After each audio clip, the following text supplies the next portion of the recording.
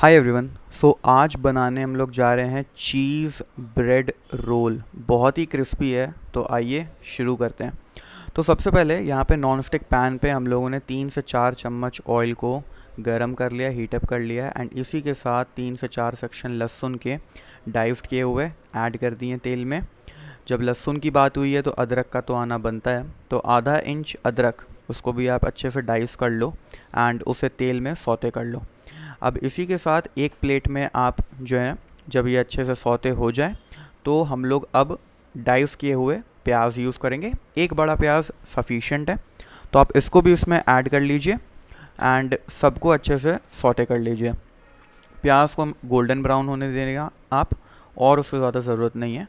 एक गाजर बारीकी से कटी हुई एंड लमसम लमसम 10 से 20 ग्राम कॉर्न मान लेते हैं, उसको आप जो है डाल देना।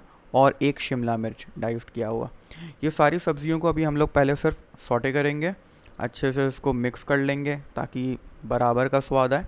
अब बारी है मसालों की, तो आधा चम्मच हल्दी सफिशेंट है। एंड इसी के साथ अब हम लोग डालेंगे आधा स्पून लाल मिर्च। ठीक है, मैंने यहाँ पे थोड़ा सा हल्का ज़्यादा कर लिया था, ऐड कर लिया था, बिकॉज मेरे घर में थोड़ा स्पाइसी खाना पसंद है। अब बात है 8 उबले हुए आलू की। आलू को आप डायरेक्ट मत ऐड करना कढ़ाई में, उसको ग्रेट करके ऐड करना।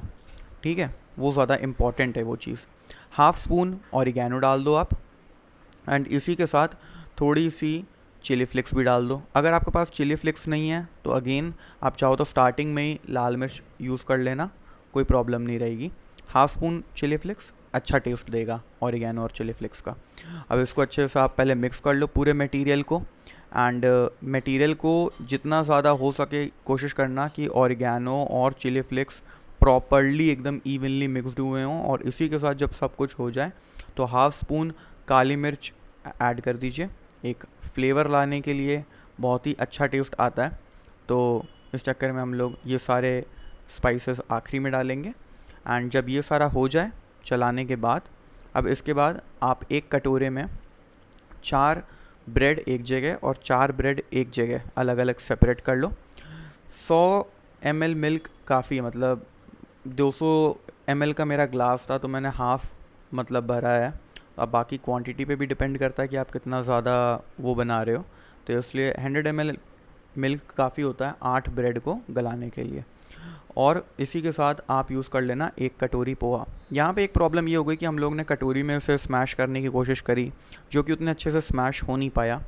तो इसीलिए हम लोग जो है अब इसको प्लेट में करने की कोशिश करेंगे। तो मैं आपको यही एडवाइस करूँगा कि आप अगर थोड़े से अगर ब्रेड हैं तो आप बड़ी बोल यूज़ कर लो, नहीं तो मैं आपको यही बोलूँगा कि आप भी मेरी तरह सेम एक बड़ी सी थाली में, प्लेट में आप ये सारे को स्मैश कर लेना।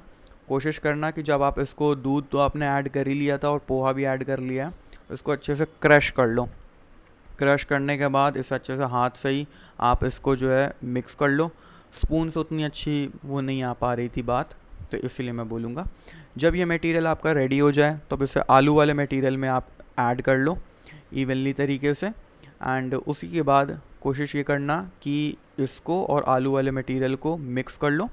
बट ऑब्वियसली बात है कि वो काफ़ी गीला मटेरियल था ब्रेड का एंड काफ़ी सूखा मटेरियल है आलू वाला, तो थोड़ा मिक्स करने में प्रॉब्लम होगी। लेकिन ट्राई ये करना कि अच्छे से सब कुछ मिक्स हो जाए, बिकॉज़ ये मिक्स अगर होगा तभी सारे रोल्स में एक जैसा स्वाद आएगा। इसी के साथ यहाँ पे ऐड कर लीजिए 1 चम्मच आमचूर पाउडर।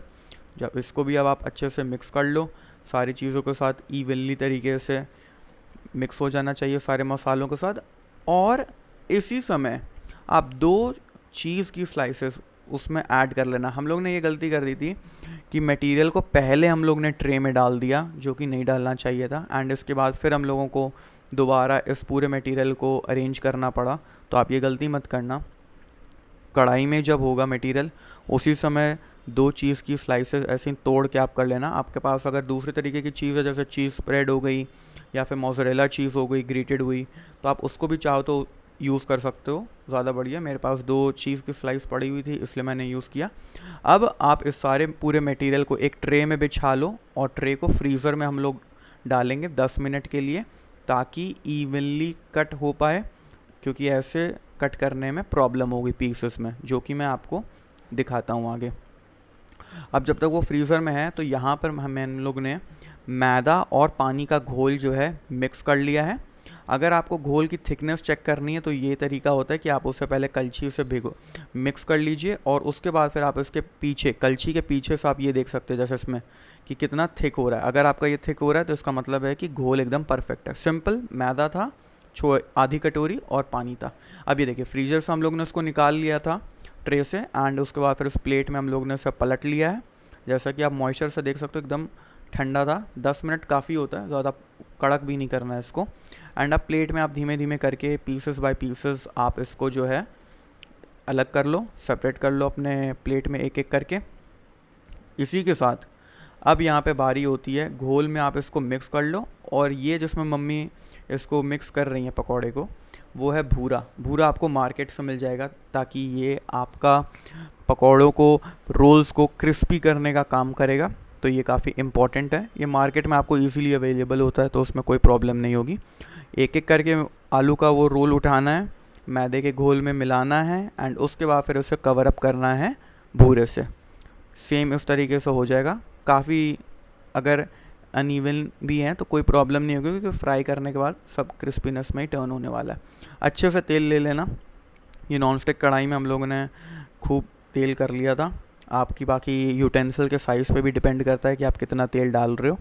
अब एक एक करके आप जो है एक बार में 5 से ज़्यादा मत करना, बिकॉज़ इसको हर एंगल से क्रिस्पी भी होना चाहिए, हर एंगल से फ्राई होना चाहिए, हर एंगल से पकना चाहिए।